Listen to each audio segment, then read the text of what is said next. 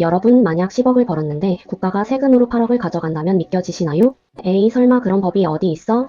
싶겠지만 이게 바로 5월부터 벌어질 현실입니다. 다주택자들에게 적용되는 최고 세율은 무려 82.5%에 달하거든요. 열심히 투자해서 남은 수익의 8할 이상을 세금으로 내야 하는 상황인 거죠. 말 그대로 수익 제로를 넘어 세금 폭탄이라는 말이 딱 맞는 시점입니다. 도대체 왜 이런 말도 안 되는 일이 벌어지는 건지 김대리가 지금부터 딱 정리해 드릴게요. 여러분 5월 9일이라는 날짜를 꼭 기억해 주셔야 합니다. 왜냐하면 이날 다주택자들에게는 한 줄기 빛과 같았던 양도세 중과 유예가 드디어 막을 내리기 때문이에요. 그동안 정부가 부동산 시장의 연착륙을 위해 다주택자들의 매물에 대한 양도세 부담을 일시적으로 덜어주던 조치였죠. 해마다 이 유예 조치가 연장되면서 다주택자들은 설마 이번에도 해주겠지 하는 안일한 기대를 해왔습니다. 하지만 이번에는 분위기가 심상치 않아요. 정부가 더 이상의 유예는 없을 것이라는 강력한 시그널을 보내고 있거든요. 물론 아직 공식 확정 발표가 나온 건 아니지만 여러 정황상 유예 종료 가능성이 매우 높다고 봐야 합니다. 만약 5월 9일 이후에 주택을 매도하게 되면 앞서 말씀드린 82.5%라는 어마어마한 세금 폭탄을 맞을 수 있다는 거죠.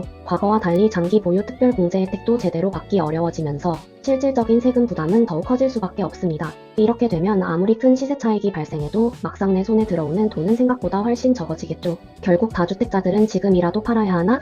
아니면 세금 내고 버텨야 하나? 하는 갈림길에 놓이게 됩니다. 시장에는 이런 긴박감이 돌면서 5월 9일 이전까지 급하게 매물을 내놓으려는 움직임이 감지되고 있어요. 지난 몇 년간 얼어붙었던 다주택자 매물이 잠시나마 시장에 나올 수 있는 마지막 기회인 셈이죠. 하지만 이 기회도 5월 9일이라는 시한을 넘기면 다시 사라질 가능성이 높습니다. 다주택자들이 매물을 걷어들이면서 시장에는 다시 공급 부족 현상이 심화될 테니까요. 따라서 지금 우리는 이 운명의 데드라인을 냉철하게 분석하고 나에게 맞는 현명한 전략을 세울 필요가 있습니다. 그렇다면 정부는 왜 이렇게 강력한 양도세 중과라는 카드를 다시 꺼내든 걸까요? 가장 큰 이유는 바로 현재 부동산 시장의 고질적인 문제인 서울과 수도권의 공급 부족 때문입니다. 최근 여러 공급 대책이 발표되었지만 시장에서는 여전히 턱없이 부족하다는 목소리가 높거든요. 게다가 새 아파트를 짓겠다고 해도 실제 입주까지는 보통 7년에서 10년이라는 긴 시간이 걸립니다. 지금 당장 집이 필요한 사람들에게 2033년의 입주 소식은 아무런 도움이 되지 않는 게 현실이죠. 그래서 정부는 새로운 집을 짓는 대신 이미 있는 집들이 시장에 나오게 하는 전략을 택한 겁니다. 그 핵심 매물이 바로 다주택자들이 보유하고 있는 어마어마한 양의 주택들이에요.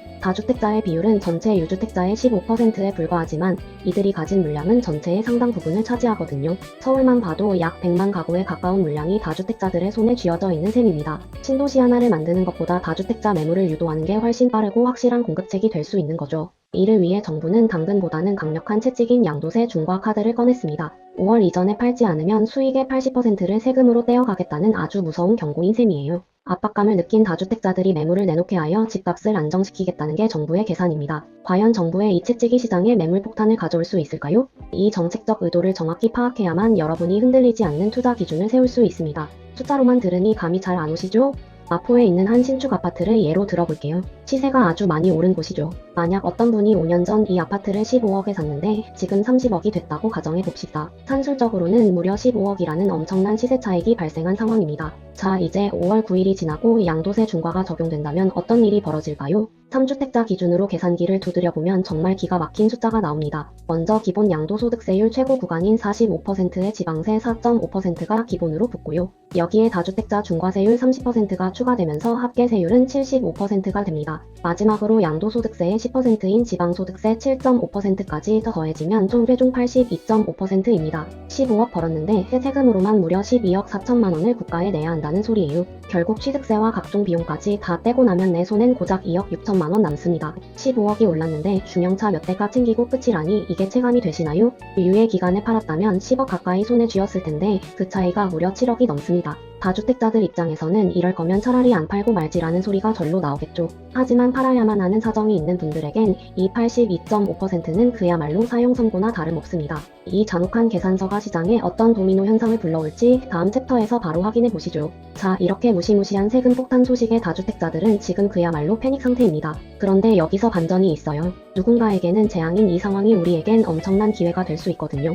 5월 9일이라는 데드라인이 다가올수록 시장에는 급매물이 쏟아질 확률이 매우 높기 때문입니다. 다주택자들은 세금을 80% 넘게 내느니 차라리 시세보다 몇 억 싸게 파는 게 훨씬 이득이라고 판단하겠죠. 특히 3월과 4월은 이들이 매물을 던지는 가장 뜨거운 골든타임이 될 가능성이 큽니다. 물론 다주택자들이 내놓는 매물이 소위 말하는 못난이 물건일까봐 걱정하시는 분들도 계실 거예요. 하지만 그들에게 안 좋은 물건이 나에게도 안 좋을까요? 예를 들어 자산이 수십억인 다주택자가 세금을 줄이려 정리하는 9억, 13억짜리 아파트를 생각해보세요. 그들에겐 똘똘하지 않은 한 채일지 몰라도 내 집 마련을 꿈꾸는 우리에겐 최고의 선택지가 될 수 있습니다. 특히 서울과 수도권의 핵심 입지에 있는 매물들이 급매로 나온다면 이건 놓칠 수 없는 기회죠. 남들이 무서워할 때 욕심을 내라는 격언이 지금처럼 딱 들어맞는 때도 없을 겁니다. 다만 주의할 점은 우리가 잡으려는 그 매물이 정말 가치 있는 급매인지 선별하는 안목입니다. 주변 시세보다 확실히 저렴한지, 향후 공급 물량은 어떤지 꼼꼼하게 따져봐야 해요. 이렇게 준비된 자만이 5월의 대격변 속에서 진정한 승자가 될 수 있습니다. 다주택자의 채찍이 우리에게는 달콤한 당근이 될 수 있도록 지금부터 눈을 크게 뜨고 찾아야 합니다. 결국 투자의 성패는 정보의 양보다 그 정보를 대하는 머니 멘탈에서 결정됩니다.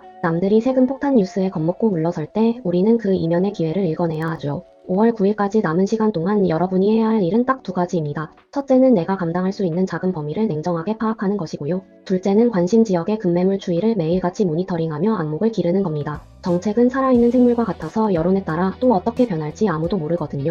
만약 정부가 다시 유예를 발표한다면 급매물은 쏙 들어가고 가격은 다시 꿈틀댈 겁니다. 반대로 유예가 종료된다면 5월 이후엔 매물 잠김 현상으로 공급 가뭄이 시작될 거예요. 어떤 상황이 오든 흔들리지 않으려면 지금부터 미리 공부하고 준비되어 있어야 합니다. 오늘도 저와 함께 열공해주셔서 감사드리고 우리는 다음 영상에서 더 부자 되는 소식으로 만나요.